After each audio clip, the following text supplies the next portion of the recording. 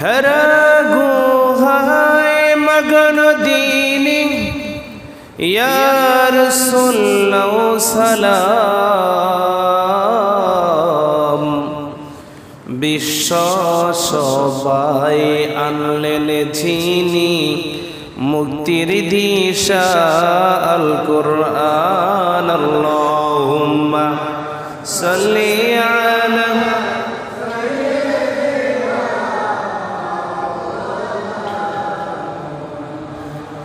ওয়া আলা আলি সাইয়্যিদিনা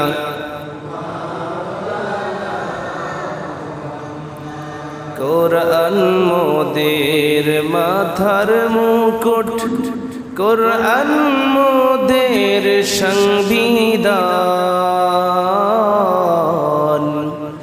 কুরআনের আইন না মানিলে পরকালে জাহান্নাম আল্লাহুম্মা সাল্লি আলা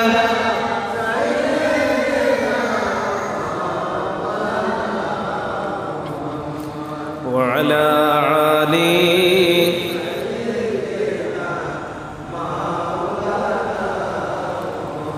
মক্কা আর মদিনাবাসী তোমরা কত ভাগ্যবান প্রিয় নবীজির চেহারা দেখি কত কাফির হলো মুসলমান আল্লাহুম্মা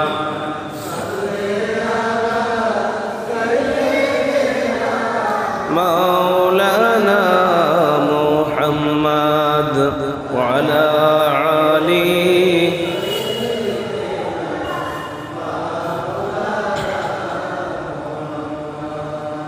উপস্থিত হযরত হাজিরিন সম্মানিত মুরব্বিয়ান আযম আমার সমবয়সের তরুণ ভাইরা বাড়িতে অবস্থানরত পর্দাশীলা সম্মানিতা মা ও বোনেরা সর্বপ্রথম আপনাদের সকলকে রাসূলুল্লাহ সাল্লাল্লাহু আলাইহি ওয়াসাল্লামের শিখানো বাণী দ্বারা সালাম করছি আসসালামু আলাইকুম ওয়া রাহমাতুল্লাহি ওয়া বারাকাতুহু। সর্বপ্রথম মহান রব্বুল আলামিনের আলী শান দরবারে কালিমাতুশ শুকরিয়া আদায় করব, যার রাজত্ব বিশ্বময়, যিনি গোটা পৃথিবীর মানুষের অধিপতি, সমস্ত মাখলুকাতের উপরে যার ক্ষমতা বিরাজমান, যিনি রাজাদিরাজ, যাকে তন্দ্রা নিদ্রা স্পর্শ করে না, যিনি চিরঞ্জীব চিরস্থায়ী, সেই মনিবের দরবারে সেই মনিবের দেওয়া জবান দিয়ে উচ্চ কণ্ঠে একবার কালিমাতুশ শুকরিয়া আদায় করে নেব আলহামদুলিল্লাহ। অসংখ্য অগণিত লক্ষ কোটি দরুদ ও সালাম প্রেরণ করব বিশ্বের মানবতার সর্বকালের সর্বশ্রেষ্ঠ নবী, দো জাহানের পয়গম্বর, দো জাহানের মানুষের কল্যাণকামী নবী, বিশ্ব নবী জনাব মুহাম্মদুর রাসূলুল্লাহ সাল্লাল্লাহু আলাইহি ওয়াসাল্লামের দরবারে সাল্লাল্লাহু আলাইহি ওয়াসাল্লাম। সম্মানিত হাজিরিন, গত কয়েক জুমায় যাবত বিশ্ব নবীর জীবনী নিয়ে আলোচনা করে আসছিলাম। আজকেও তার ধারাবাহিকতা, আজকেও বিশ্ব নবীর জীবনী থেকে কিছু কথা বলার চেষ্টা করব ইনশাআল্লাহ। বিশ্ব নবীর জীবনী থেকে কথা বললে, কথা শুনলে আমাদের লাভ হবে না লস হবে? কোরআনের কথা শুনলে আমাদের লাভ হবে না, লস হবে। কিন্তু যারা আল্লাহকে অস্বীকার করে, যারা মুনাফিক আছে, এইসব শ্রেণীর কিছু লোকের ক্ষতি হয়ে যাবে। তাদের গায়ে জ্বালা পোড়া শুরু হয়ে যাবে। সম্মানিত হাজিরিন, বিশ্বনবীর উপর যখন কোরআন নাযিল হয়েছে,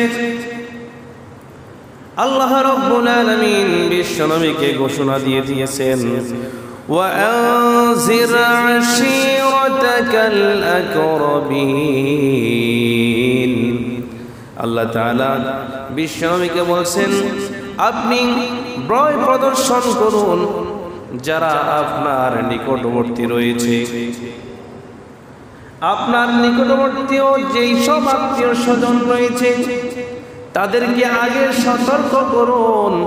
তারা যদি পাপ কাজে থাকে তাদেরকে পাপ কাজ থেকে ফিরিয়ে এনে ভালো কাজের দিকে ধাবিত করুন। তারা যদি মুশরিক থাকে তাদেরকে মুসলমান বানান। তারা যদি অসৎ পথে চলে তাদেরকে সৎ পথের দিকে ডেকে আনুন।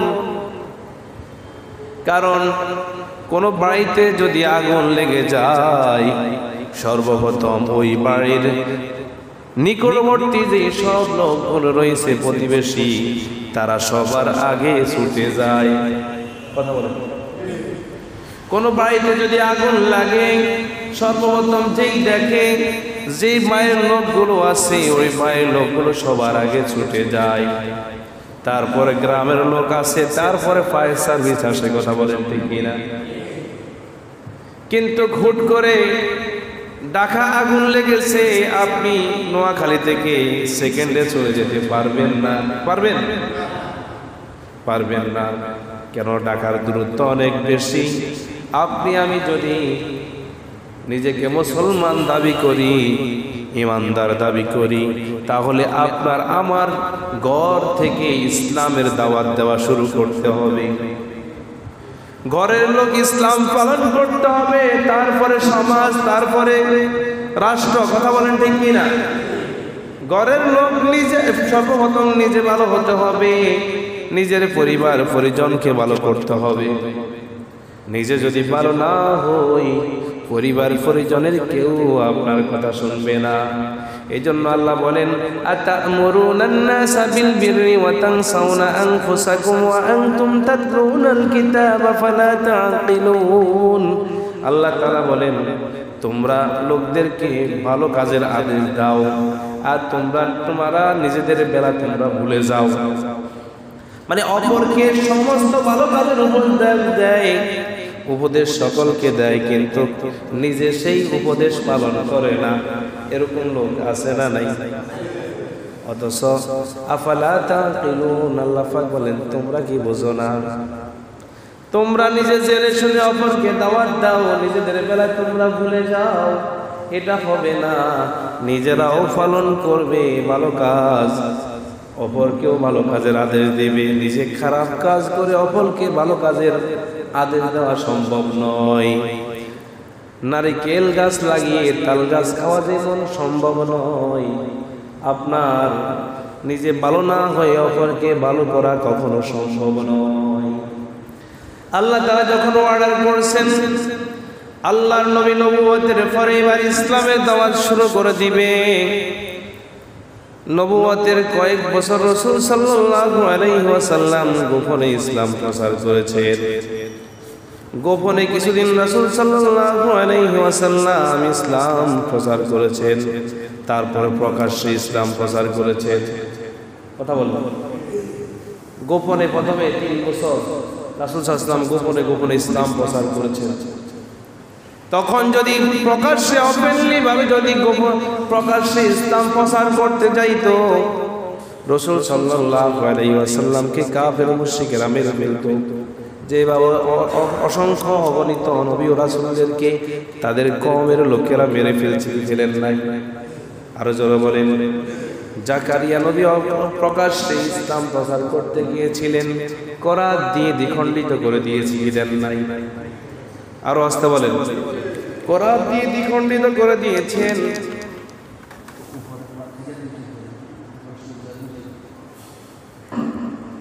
সম্মানিত হাজিরিন,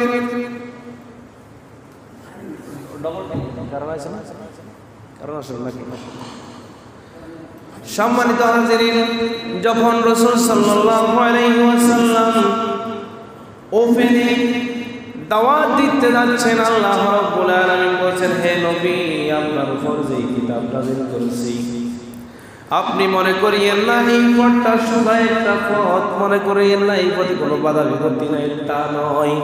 এই পথে এই দ্বীনের ইসলাম প্রচার করতে গেলে মামলা হবে, হামলা হবে, আপনাকে দেশ থেকে দেশান্তরিত করবে, আপনার মাতৃভূমি থেকে আপনাকে বের করে দিবে, এমনকি হত্যার মতো সিদ্ধান্ত তারা নিতে পারে। যেভাবে অসংখ্য নবী রাসূলদেরকে হত্যা করছে কি করে নাই? নবী রাসূলদের উপর নির্যাতন করছে কি করে নাই? আল্লাহ তাআলা সব নবীদের নির্যাতনের দৃশ্য বিশ্ব নবীর কাছে বলে তারপরে কোরআন দিয়েছেন। এবার বলছেন, আপনি আপনার কোরআনের বাণী প্রচার করুন, কিন্তু কিভাবে প্রচার করবে? গোপনে গোপনে ইসলাম প্রচার করতেছেন, ওপেনে গেলে কাফের মুশরিকেরা মেরে ফেলবে, বাড়িয়ে বাড়িয়ে বৈঠক করে করে 10 জন 15 জন 20 জন করে বৈঠক করে করে ইসলামী আন্দোলন বিশ্বব্যাপী করেছে। করে করে 1 জন থেকে 2 জন, 2 জন থেকে 5 জন, 5 জন থেকে 10 জন, এইভাবে হতে হতে গোটা পৃথিবীতে এখন ইসলাম আছে না নাই? আর আছে না নাই? প্রথমে রাসূল একজন ছিলেন, ইসলামের বাণী বললেন, তারপরে তার দাওয়াত গ্রহণ করে করে আজকে পৃথিবীতে এমন কোনো মানুষ নাই, এমন কোনো জনপ্রিয় ব্যক্তিত্ব নাই যার জনপ্রিয় ব্যক্তিত্ব গোটা পৃথিবীতে বিরাজমান। এরকম কোনো ব্যক্তি আছে? আর বিশ্ব নবীর আদর্শ লালন পালন করে কোটি কোটি তার উম্মত কিনা? বিশ্ব নবী এবার ওপেনে দাওয়াত দিবে। গোপন থেকে যখন ওমর ফারুক যখন ইসলাম গ্রহণ করলেন, ওমর ফারুক আল্লাহর নবী, আর গোপনে ইসলাম প্রচার হবে না, এবার রাজপথে আল্লাহু আকবারের স্লোগান দিয়ে আমি ওমর সামনে থাকবো, দেখে কার বাপের সাবাস আছে আমার নবীর উপর আক্রমণ করে, এমন কার বাপের সাবাস আছে? ওমর যখন ইসলামের স্লোগান দিল, ওমরের ইসলামের গঠন গ্রহণ করার পিছনে অনেক লম্বা কাহিনী, সেটা আপনারা অনেকে জানেন। যখন ওমর রাজপথে স্লোগান দিল, এবার কাফের মুশরিকরা তাদের ভয়ে তাদের হৃদয় থরথর করলো, কারণ ওমর ফারুক রাদিয়াল্লাহু তাআলা ছিলেন মক্কার প্রভাবশালী শক্তিশালী যুবক। ওমর ফারুক যেই পথে যাইত সেই পথে শয়তান 40 দিন পর্যন্ত হাঁটতো না, 40 দিন পর্যন্ত ওই পথে শয়তানও যাইত না, কুকুরও তাকে ভয় পেত, এমন ছিল ওমর ফারুক রাদিয়াল্লাহু তাআলা। এবার প্রকাশ্যে ইসলামের দাওয়াত প্রচার করবে। দেখবেন আমাদের দেশে কিছু কিছু লোক বলে, এত বছর গোপনে গোপনে ছিল, এখন কিভাবে ওপেনে আসলো? বলে কি বলে না? কিন্তু এমনও পরিস্থিতি গেছে, ঢাকা বিশ্ববিদ্যালয় যদি প্রচার করা হতো আমি ইসলামী দল, সঙ্গে সঙ্গে তাকে হত্যা করা হতো, গুম করা হতো। এরকম ইসলামী দল ঢাকা বিশ্ববিদ্যালয় ছিল কি ছিল না? দেশে ছিল কি ছিল না? যদি দলের কোনো দলের নাম উচ্চারণ করেন আপনাকে ডাইরেক্ট হাজতে গুম করে ফেলত। কথা বলেন। বিশ্ব নবী যখন ইসলামের দাওয়াত দিচ্ছে, কাফের মুশরিকেরা আল্লাহর নবীর উপর অত্যাচার নির্যাতন করছে কি করে নাই? আর করছে। আল্লাহ তাআলা বিশ্ব নবী বলেছেন, ওগো নবী, আর গোপনে দাওয়াত নয়, এবার ওপেনে দাওয়াত হবে। আল্লাহ তাআলা সেই কথা কোরআনুল কারীমের সূরা আল হিজর সূরা 90 নম্বর আয়াত, কথা কিন্তু শুনিয়ে না হয় আবার বিকেলবেলা কিছু সমালোচক তৈরি হয়ে যাবে, আল্লাহর বান্দা তৈরি হয়ে যাবে।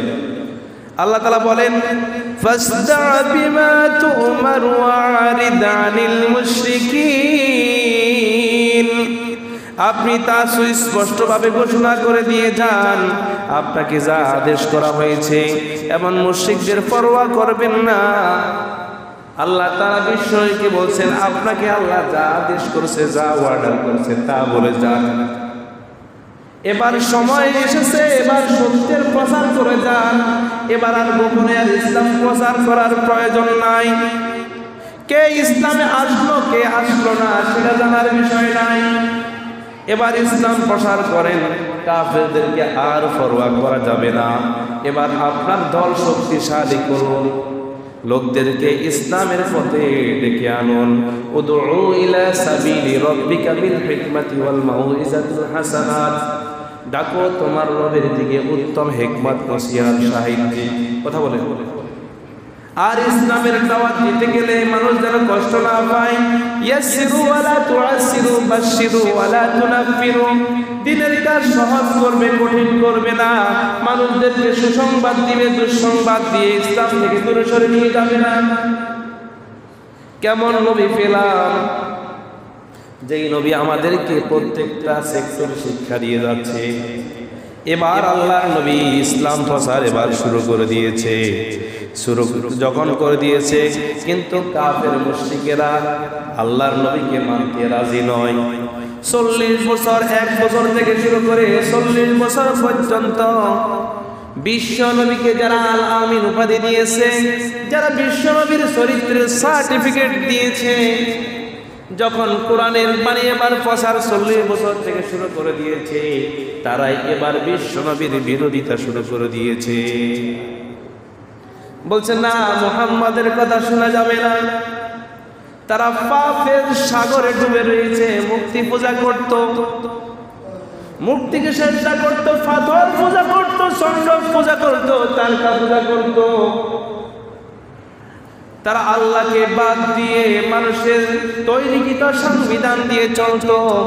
তখন বিশ্বনবীকে আল্লাহ তাআলা জানিয়ে দিয়েছেন, বাল ইউরিদুল ইনসানু লিয়াফজুরা আমামাহু, বরং কোন মানুষ এমনটি চায় যে নিজেদের ভবিষ্যৎ জীবনেও পাপ কার্যে লিপ্ত থাকে। মানুষ এমনটি চায় যেন আজীবন যেন পাপ করতে পারে। এরকম কিছু কিছু মানুষ আছে না নাই? কাফের মুশরিকেরা বছরের পর বছর, যুগের পর যুগ মূর্তি পূজা করে এসেছে। মানুষের তৈরিকৃত বিধান দিয়ে দেশ পরিচালনা করে চলে আসছে। এখন পাপের সাগরে হাবুডুবু খাচ্ছে, কিন্তু মানুষ তারপরও মুক্তির জন্য তারা চাচ্ছে না। তারা অন্ধকার থেকে আলোর দিকে আসবে, এটা তারা মানতে রাজি নয়। কথা বলেন, তারা বরং পাপ কাজে লিপ্ত হয়ে থাকতে চায়, দর্শন করতে চায়, জেনা করতে চায়, মদ খেতে চায়, ব্যভিচার করতে চায়। কিন্তু মুহাম্মদ যে বলেছে ব্যভিচার করা যাবে না, মদ খাওয়া যাবে না, জুয়া খেলা যাবে না, অন্যায়ভাবে মানুষ হত্যা করা যাবে না, কিন্তু তারা রাসূলের কথা তারা শুনে নাই। এবার চিন্তা করলো, বিশ্বনবী দিন দিন ইসলামের প্রচার দিন দিন তারা করে যাচ্ছে। কাফের মুশরিকরা চিন্তা করলো, হায় হায় সর্বনাশ, এভাবে যদি মুহাম্মদ ইসলাম প্রচার করতে থাকে তাহলে আমাদের বাপ দাদার ধর্মের 12টা বাজবে। আমার কথা বুঝেন না? বাপ দাদার ধর্মের 12টা বাজবে, কেউ আর বাপ দাদার ধর্ম পালন করবে না, মুহাম্মদের ইসলাম পালন করবে। এবার কাফের মুশরিকেরা সিদ্ধান্ত নিল, তারা একটা সিদ্ধান্ত নিল, চিন্তা করলো সামনে হজের মৌসুম। কিসের মৌসুম? হজের মৌসুম আসতেছে। এখন মুহাম্মদ সাল্লাল্লাহু আলাইহি ওয়াসাল্লামকে যদি না থামানো যায় তাহলে আর কিছু করা যাবে না। আবু তালেবকে বলছেন, তোমার ভাতিজাকে এখনো সময় আছে, ভাতিজাকে নিষেধ করো, না হলে আমরা আইন হাতে তুলে নিতে বাধ্য হব। তোমার ভাতিজা যেইভাবে ইসলাম প্রচার শুরু করে দিয়েছে, আমাদের বাপদাদার ধর্ম আর কেউ পালন করবে না, সুতরাং তাকে নিষেধ করো। ভাতিজাকে যখন নিষেধ করলো, বলল, চাচা যান যতই নিষেধ করেন লাভ হবে না, অর্ডার কিন্তু আল্লাহর। অর্ডারটা কার? আল্লাহ বলছে না কাফের মুশরিকদেরকে পরোয়া করিও না, দ্বীনের প্রচার করতে থাকো। এখন আমি আপনার কথা শুনবো না, আল্লাহর কথা শুনবো। আপনার নেতা নেত্রী যদি এক কথা বলে আর আল্লাহ যদি আরো কথা বলে, আপনি আল্লাহর কথা শুনবেন না, আপনার নেতা নেত্রীর কথা শুনবেন? যদি মুসলমান হন আল্লাহর কথা নির্বিঘ্নে পালন করবেন, নির্বিঘ্নে মাথা পেতে নিতে হবে যদি নিজেকে ইমানদার পরিচয় দেন।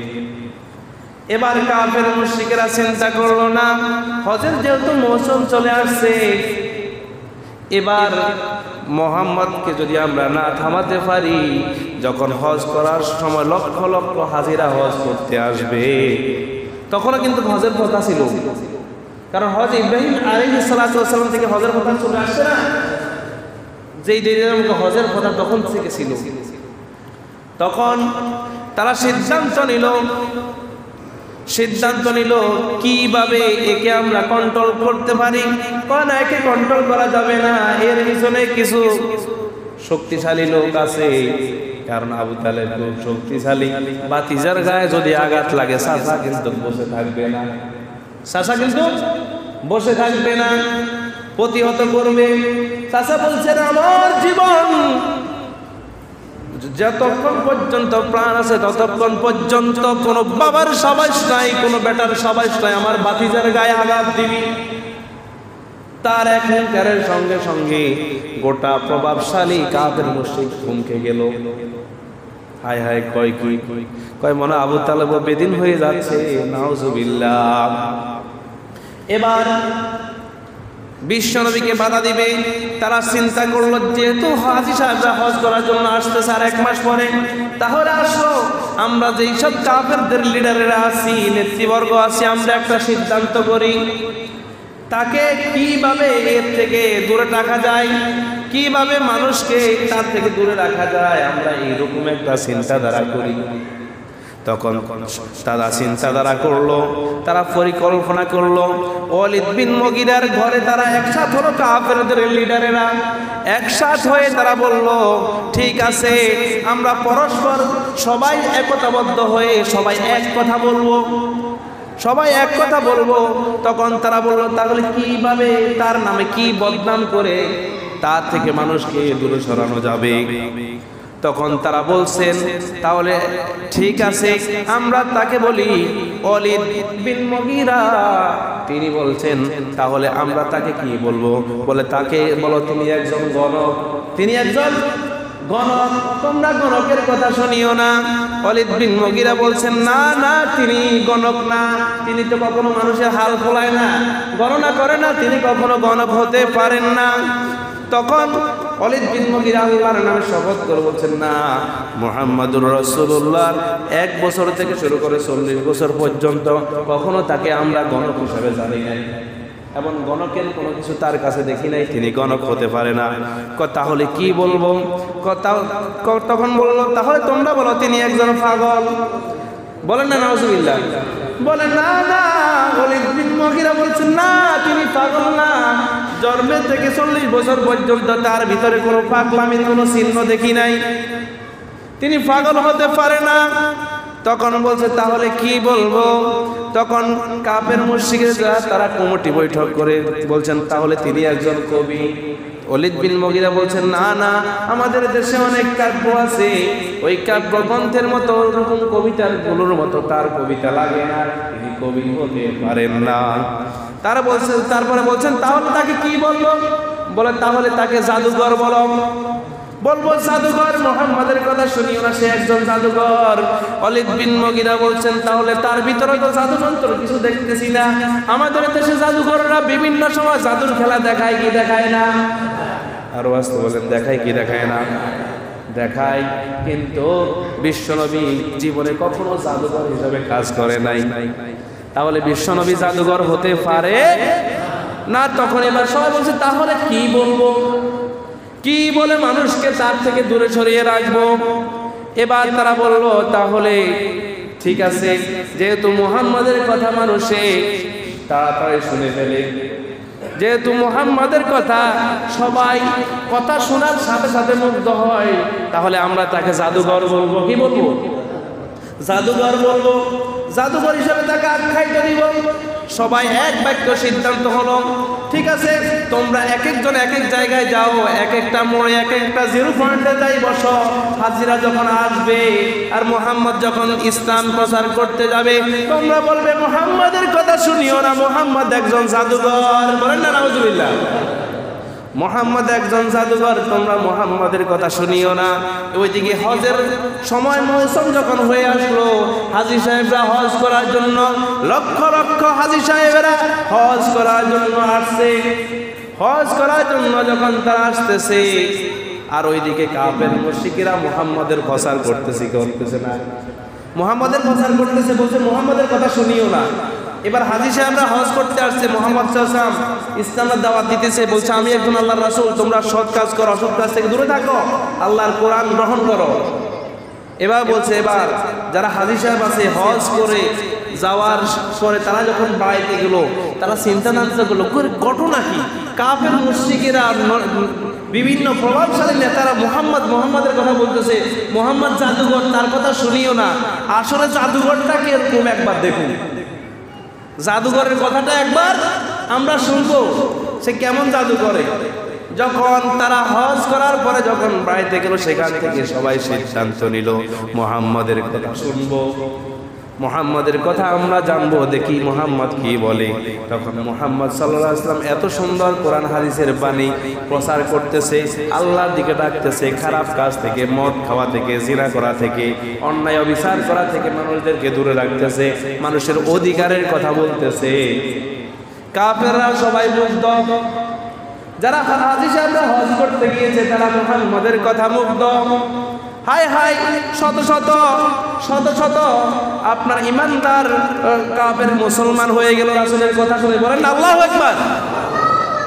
কাফের মুশরিকরা চিন্তা করলো না, তাহলে যেহেতু আমরা গেছিলাম মুহাম্মাদের বিরোধিতা করতাম, মুহাম্মদ সাল্লাল্লাহু আলাইহি ওয়াসাল্লামের বিরোধিতা করতাম, গিয়ে এখন দেখি মুহাম্মাদের আরো বেশি প্রচার হয়ে গেল, আরো বেশি কি হয়ে গেল, গেছে বিরোধিতা করতে, আল্লাহ মুহাম্মাদের কথা যেন না শুনে, আর এখন হয়ে গেছে, এখন দেশব্যাপী, গোটা দেশব্যাপী আলোচিত হয়ে গেছে। এখন এরাই তো ইসলামী দল, এরাই তো ইসলামের দিকে মানুষদেরকে ডাকতেছে, এরাই তো হকের পক্ষে মানুষদেরকে ডাকতেছে। কথা বলে প্রচার হয়ে গেছে। কারণ কারা মানুষদেরকে জেনার পথে ডাকে, কারা মানুষদেরকে ভালোর পথে ডাকে, কারা মানুষদেরকে নামাজের পথে ডাকে, কারা মানুষদেরকে নামাজ থেকে দূরে রাখে, এটা মানুষ জানে কি জানে না। মুহাম্মাদুর রাসূলুল্লাহ সাল্লাল্লাহু আলাইহি ওয়াসাল্লাম কি খারাপ লোক ছিল? খারাপ লোক ছিল? কেমন ছিল? আমাদের কলিজার টুকরা, যার মহব্বত আমাদের হৃদয় থাকতে হবে। মুহাম্মদ সাল্লাল্লাহু আলাইহি ওয়াসাল্লামের ভালোবাসা যদি আপনার আমার ভিতরে না থাকে, আমি ইমানদার নয়। প্রত্যেকটা মানুষের ভিতরে মুহাম্মদ সাল্লাল্লাহু আলাইহি ওয়াসাল্লামের ভালোবাসা থাকতেই হবে। যদি ভালোবাসা না থাকে, নিজেকে শতভাগ যদি ইমানদার দাবি করেন, লাভ হবে না। এবার তারা চিন্তা করলো, আবু জাহেলের ট্রাইব্যুনালে জারি করা হলো, মুহাম্মদ সাল্লাল্লাহু আলাইহি ওয়াসাল্লামের তোমরা কেউ কোরআন শুনিও না, লা তাসমাউ লিহাযাল কোরআন, তোমরা মুহাম্মদ সাল্লাল্লাহু আলাইহি ওয়াসাল্লামের কোরআন শুনিও না। ঘোষণা করে দেওয়া হলো পার্লামেন্টে, আল্লাহ তাআলা আয়াত নাযিল করছে, করছে কি করে না, লা তাসমাউ লিহাযাল কোরআন আয়াত নাযিল করছে না। তারা কাফেররা কি বলছে, এই আয়াত যখন নাযিল করছে, নাযিল করার পরে প্রিয় হাজিরিন, এবার তারা ঘোষণা করে দিল তাদের সংসদে, আবু জাহেলের সংসদে প্রচার করে দেওয়া হলো, কেউ মুহাম্মাদের কোরআন শুনিও না। তোমরা যদি মুহাম্মাদের কোরআন শুনতে যাও, তাহলে তোমরাও মুহাম্মাদের দলে চলে যাবে, মুহাম্মাদের দলে তোমরা চলে যাবে। জাদু মন্ত্র করে তোমরা আর বাপদাদার ধর্মকে ফেলে থাকবে, সুতরাং তোমরা শুনিও না।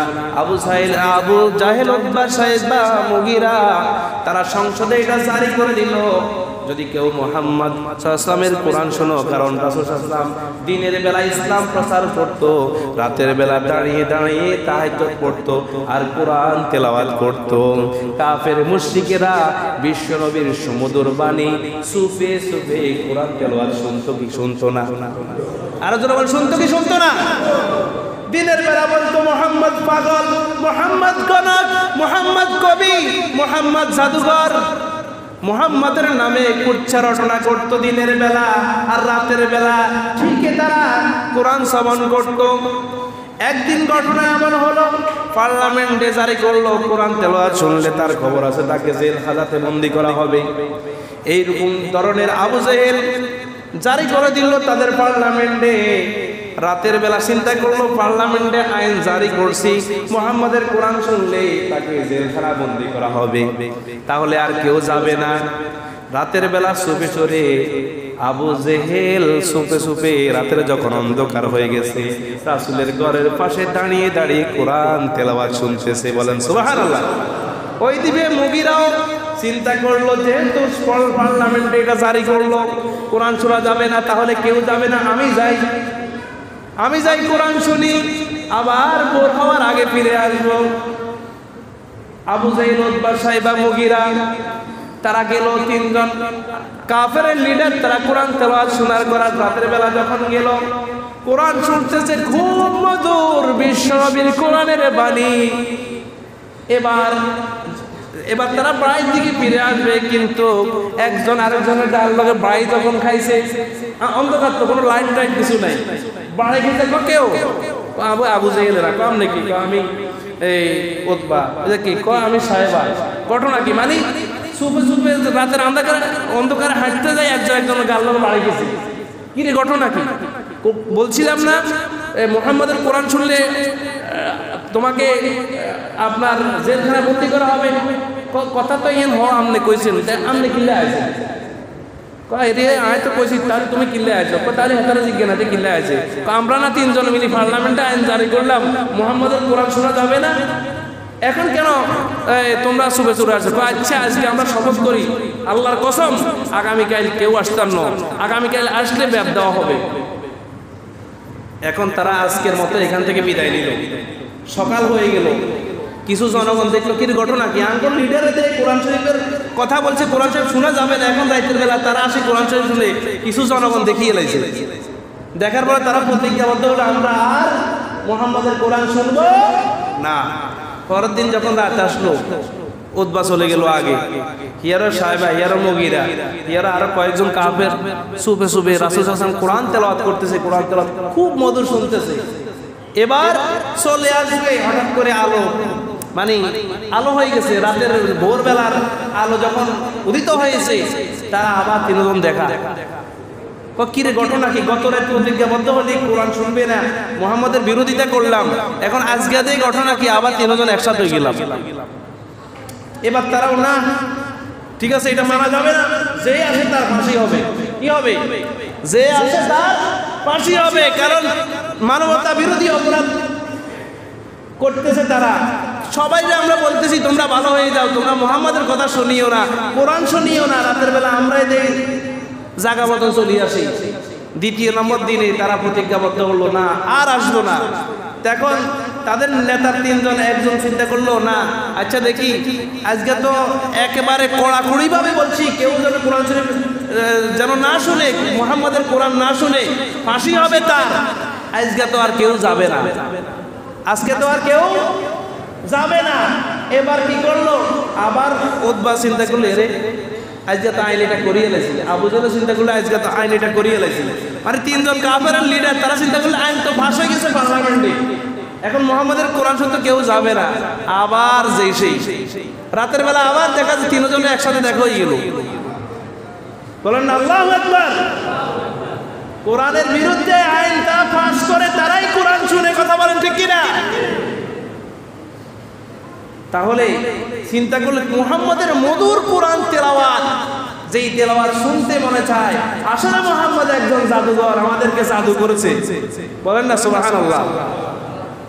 তাহলে প্রিয় হাজিরিন, বিশ্ব নবীকে যারা 40 বছর পর্যন্ত আল-আমিন উপাধি দিয়েছে, যারা বিশ্ব নবীর সঙ্গে থেকেছে, বিশ্ব নবীর কথা শুনেছে, 40 বছরের পর যখন ইসলামের পথে ডেকে আনতে গেছে তখন কিছু লোক ছিটকে পড়ে গেছে, কিছু লোক বিশ্ব নবী থেকে কি হয় দূরে সরে গিয়েছে।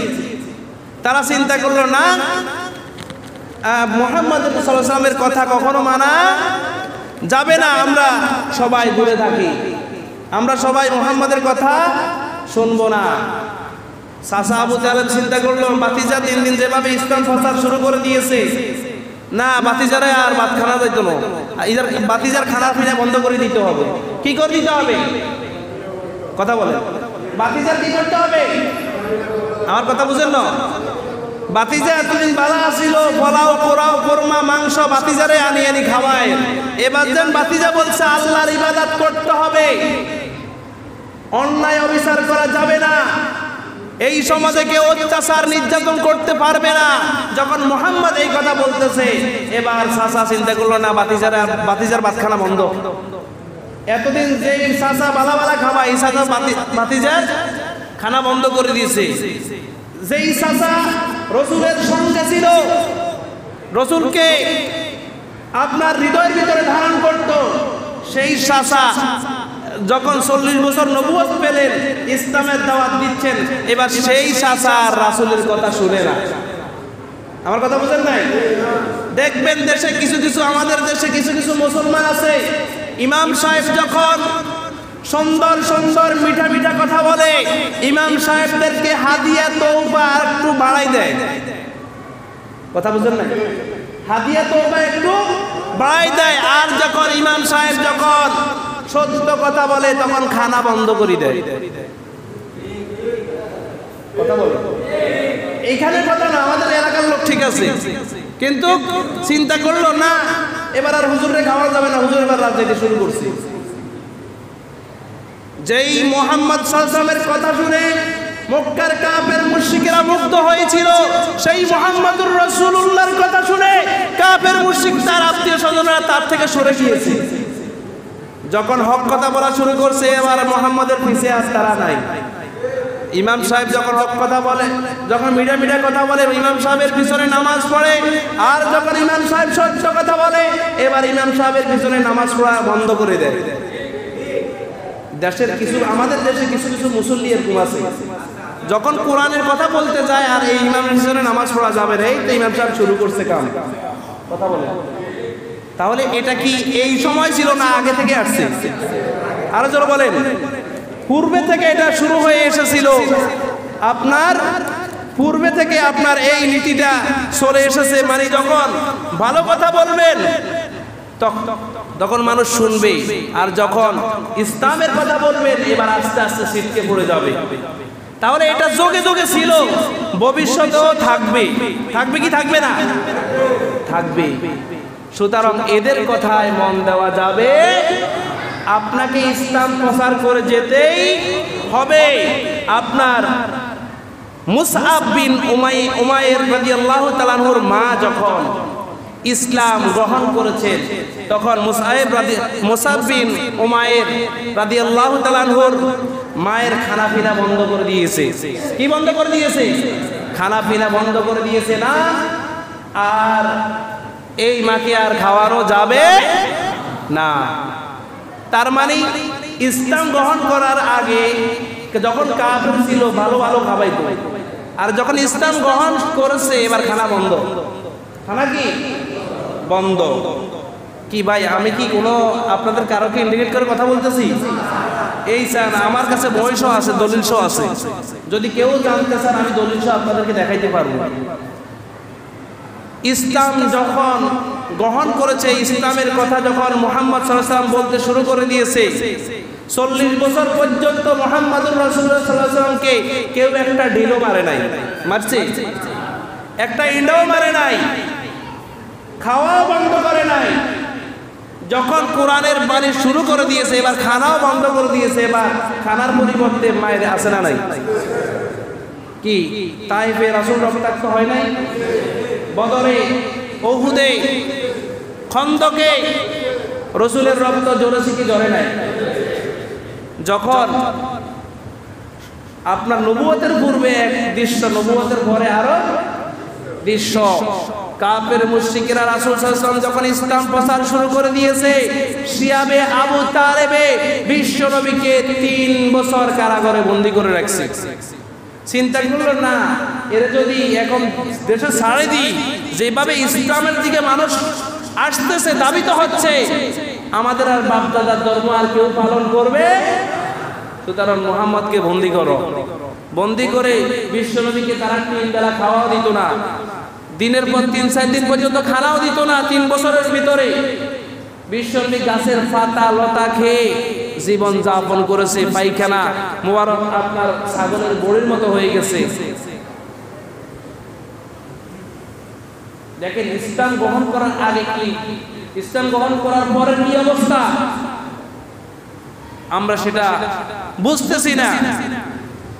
সুতরাং ইসলামের পক্ষে যদি আপনি থাকেন, আপনাকে ভালো মানুষ হতে হবে। কি মানুষ হতে হবে? ভালো মানুষ হতে হবে। 5 ওয়াক্ত নামাজ পড়তে হবে, রোজা রাখতে হবে, হজ করতে হবে, যাকাত দিতে হবে। যারা ইসলামী দল করে তাদের সাথে থাকতে হবে।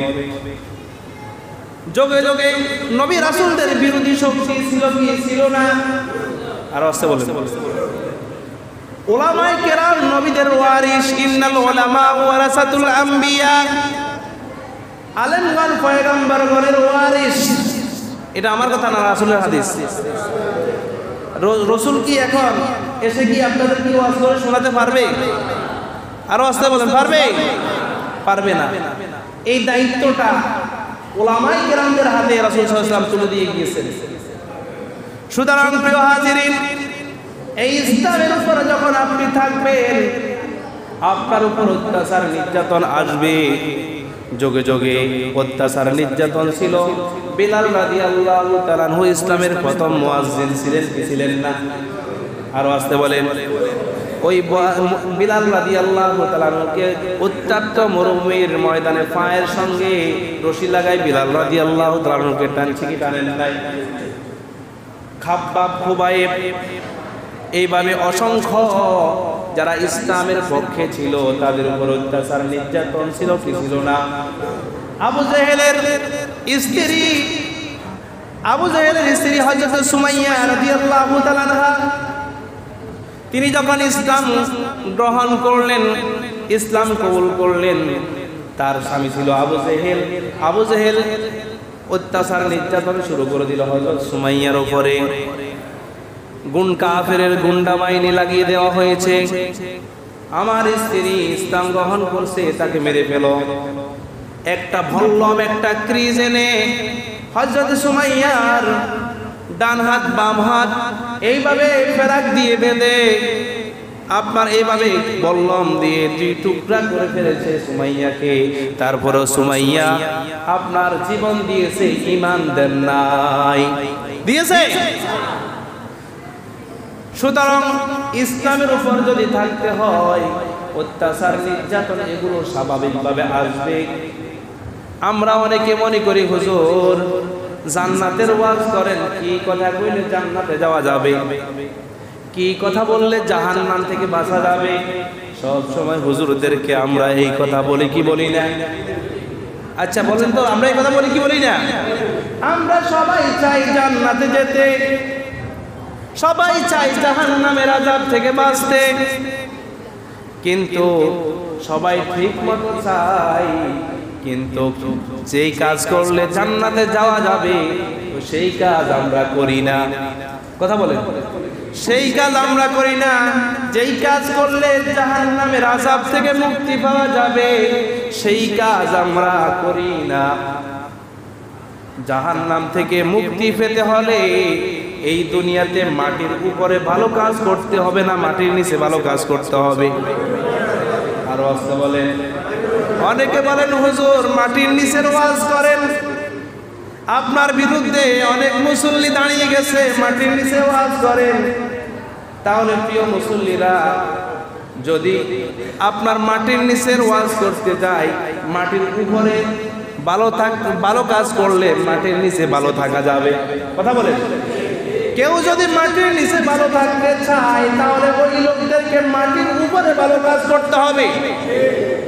এখন মাটির নিচের ওয়াজ করলে তো আর মাটির উপরের মানুষগুলো জাহান্নামে চলে যাবে। কথা বলেন। একটা বাচ্চা ধরেন আমাদের মধ্য সন্দলপুর মসজিদের পুকুরে ডুবে মরে যাইতেছে। এখন আমি ইমাম সাহেব আছি, আমি দেখতেছি এই বাচ্চাটা ডুবে যাচ্ছে। কি যাচ্ছে? ডুবে যাচ্ছে। এখন আমি যদি তাকে এই পুকুর থেকে না তুলি, মানুষ আমাকে বলবে এই জানোয়ার। কথা বলে আরো যারা কি বলবে? এই হুজুর একটা জানোয়ার, আমার বাচ্চা পানিতে পড়ে মারা যাচ্ছে, হুজুরের সাঁতার জানে, এই বাচ্চাকে পুকুর থেকে তুলে আনতেছে না, তার মানে হুজুর প্রচন্ড হৃদয়ের, হুজুরের মনের ভিতরে কোনো মানবতা নাই, দিলের ভিতরে কোনো মানবতা নাই। বলবো কি বলবো না? তাহলে একটা বাচ্চা যদি পানির ভিতরে ডুবে মারা যায়, সবাই ইমাম সাহেবকে দোষ দিবা, আপনি কেন তাকে পানি থেকে তুললেন না? প্রিয় হাজিরিন, আপনারা অনেকে জাহান্নামের দ্বার প্রান্তে, এখন আমি যদি আপনাদেরকে ওই জাহান্নামের দ্বার প্রান্ত থেকে তুলে এনে যদি জান্নাতের পথে যদি না এনে দিই, তখন আল্লাহ তাআলা বলবেন তুমি জানোয়ার ছিলে। কি ছিলে? ইমাম সাহেব হয়েছো, তুমি হক কথা মুসল্লিদেরকে বলো নাই, মুসল্লিদের জাহান্নামে চলে গিয়েছে। 1 নাম্বার মামলা আল্লাহ আমার বিরুদ্ধে দিবে। 1 নাম্বার মামলা আসামি কারা করবে? কারণ তুমি মসজিদের মেম্বারে বসার সুযোগ পেয়েছ, মানুষদেরকে ভালো কাজের প্রতি আদেশ করো নাই, অসৎ পথ থেকে নিষেধ করো নাই, সুতরাং মামলাটা তোমার বিরুদ্ধে হবে। কথা বলে। সুতরাং ওই পুকুর থেকে ছেলেটা যদি না তুলি, মানুষ আমাকে যেইভাবে দোষী করবে, এই মানুষ যারা জাহান্নামের দ্বার প্রান্তে চলে গেছে তাদেরকে মুক্ত করার দায়িত্ব কিন্তু ইমাম সাহেবের। কথা বলেন। এখন এই কথা বলতে গেলে কিছু লোক ইমাম সাহেবের পক্ষে থাকবে, কিছু লোক বিপক্ষে যাবে কি যাবে না? আরো আসতে বলেন। সব লোক ভালো নয়, সব লোক আবার খারাপও নয়। কথা বলেন। সমাজের সব লোক একেবারে ভালো নয়, সব লোক খারাপও নয়। কথা বলেন। ভালো খারাপ মিলিয়ে সমাজে মানুষ বসবাস করে কি করে না? করে। সুতরাং আমাদেরকে সমাজে চলতে হলে ভালোভাবে চলতে হবে, খারাপভাবে আমরা চলতে চাই না। কথা বলুন।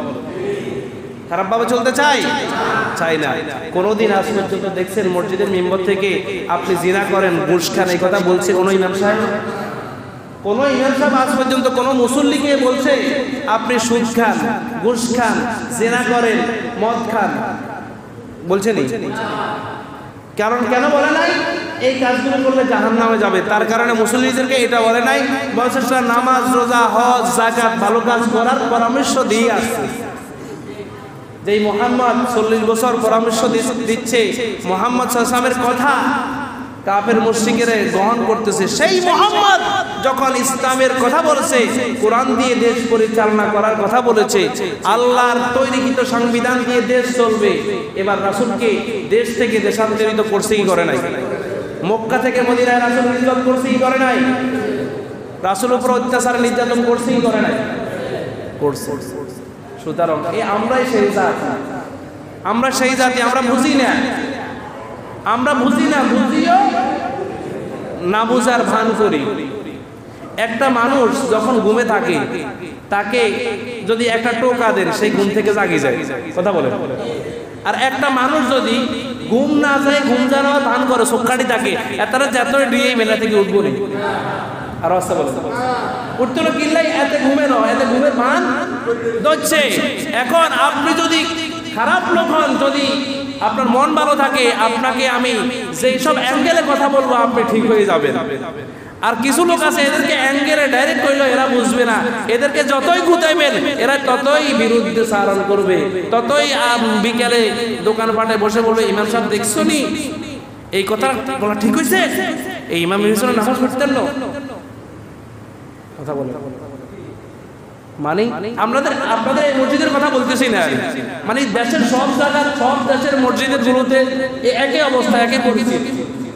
ভালো কথা বললে যদি মিডিয়া কথা বলি, হাদিয়া কি মিলাদে হাসনি, তখন ইমাম সাহেব 1000 লোক হাদিয়া, তোবা, পাঞ্জাবি টাঞ্জাবি উপহার। আর যদি হক কথা বলি, তোর এই মেয়ের কি পাঞ্জাবি দিব, কি টিয়া দেবো, এই মেয়েরা মিলাদে 250 লোক।